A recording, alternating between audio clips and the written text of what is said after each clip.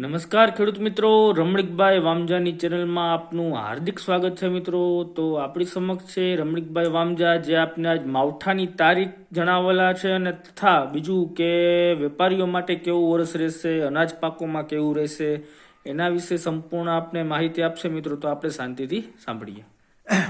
દ્વારકાની કૃપાથી, સોમનાથ મહાદેવની કૃપાથી અને ઉમિયા માતાની કૃપાથી અગાઉ મેં તારીખ 31/12/2023 અંદર અખબાર ગુજરાત સમાચારમાં અમે માવઠાની અને વેપારની પણ આગાહી મેં આપેલી છે। અત્યારે 31/12 પેપરમાં કે વેપારી માટે મંદી આવશે અને અત્યારે પણ મંદી એક ભયંકર આવી છે, હજી પણ મંદી રહેશે તેવું મારું પૂર્ણ અનુમાન છે। ઘણા વેપારીઓ મને કહેતા તમે કયા કારણથી આ મંદી આપેલા, એ ખગોળ વિદ્યાના આધારે મેં મંદીને આપેલું હતું। ગઈ સાલ મેં 2023માં પણ ખેડૂત માટે કે વેપારી માટે મધ્યમ રહેશે, ખેડૂત માટે સારું રહેશે। આ વર્ષે પણ ખેડૂત માટે સારું છે અને વેપારમાં મંદી રહેશે, હજી પણ ભયંકર મંદી આવશે તેવું મારું પૂર્વ અનુમાન છે। ને તારીખ 9/3 સુધી હજી પણ ઠંડી પ્રમાણ રહેશે।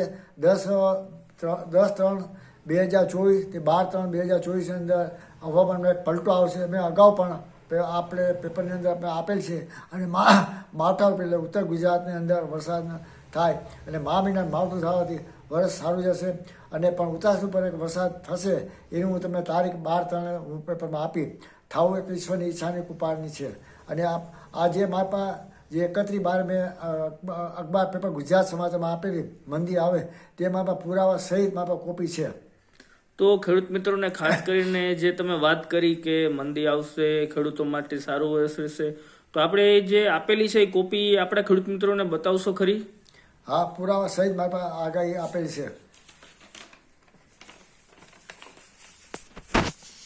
તો ખેડૂત મિત્રો, 11 થી 13 જાન્યુઆરી દરમિયાન ફરી માવઠું થવાની સંભાવના, આકાશી કસ, ચિત્રી પવનના દિશાને આધારે આવનારું ચોમાસું સારું હોવાનું પૂર્વ। જો વેપારી માટે મંદી, ખેડૂતો માટે સારું વર્ષ રહેશે।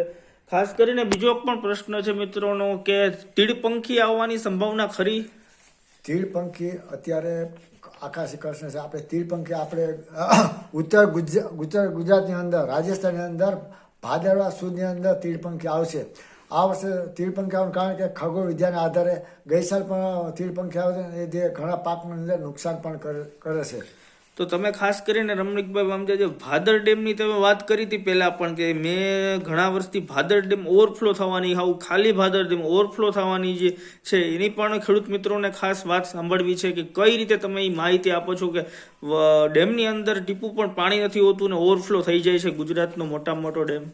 કારણ કે એવા આકાશી કસ હોય, આકાશી ચિત્રી હોય, આકાશી ગાઢ ધુમ્મસ હોય ને વનસ્પતિના આધારે, ખગોળ વિદ્યાના આધારે જે વનસ્પતિ કેટલા આવેલ અને એના કસ કેવા પવનની દિશા ઉપર, ગાઢ ધુમ્મસની દિશા ઉપર આ ગણિત એક માત્ર ગણિત છે। અને ભાદર ડેમ ઓવરફ્લો થાય ત્યારે અગાઉ મેં અખબાર પેપરમાં પણ આપેલ છે। ગઈ સાલ મેં આપ્યું હતું કે 55 થી 60 ઇંચ વરસાદ થશે, એ પણ તો અમે ગુજરાત સમાચારમાં સંદેશમાં પણ આપેલી કોપી તમે જોઈ લેશો। હું કોઈ પણ જાતે અપેક્ષા નથી રાખતો, પણ હું એક કડવા પાટીદાર સમાજ તરીકે, એક ખેડૂત આગેવાન તરીકે ફક્ત હું એક સેવા આપું છું। મારી પાસે ફક્ત 2 વીઘા જમીન છે, મારે ખેડૂતની સેવા કરવી એવું મારું પૂર્ણ અનુમાન છે। જે મેં આપસી પરસોત્તમભાઈ રૂપાલાને પણ સાથે મેં ગઈ સાલ વરસાદ ખેંચાડો તે મેં વાતચીત કરી કે વરસાદ ક્યારે થશે, તે પણ મારા પાસે પુરાવા સહી છે કે વરસાદ 3-4 દિવસ પછી વરસાદ થશે અને પાછો તો વરસાદ થશે। ગઈ સાલ ઘણા ખેડૂતોને પાક પાણી સારા થયા અને અત્યારે પણ આવતે વર્ષે સારું જાય તેવું મારું પૂર્વ અનુમાન છે। તો ખેડૂત મિત્રો, ખાસ કરીને રમણીકભાઈ વામજા આપણી માટે આગાહી કરી રહ્યા છે મિત્રો। તો આપણે આ ચેનલને લાઇક કરીએ, સબસ્ક્રાઇબ કરીએ અને શેર કરીએ મિત્રો, જેથી બધા ખેડૂત સુધી આપણો વિડીયો પહોંચી રહે મિત્રો। જય શ્રી કૃષ્ણ।